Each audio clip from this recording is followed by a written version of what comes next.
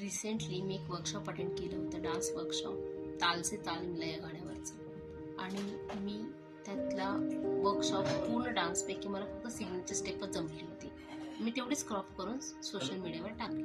त्याला बरेच लाईक्स आले, बरेच कमेंट्स आले. मला बऱ्याच जणांनी विचारलं, कारण त्याच्या खाली मी लिहिलं होतं की soon I will post full video of this song.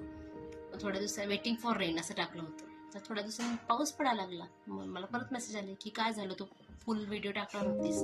मला असं वाटलं बाबा आता मी टाकले तर मला केलंही पाहिजे. मग मी त्या कंटिन्यू प्रॅक्टिस केली.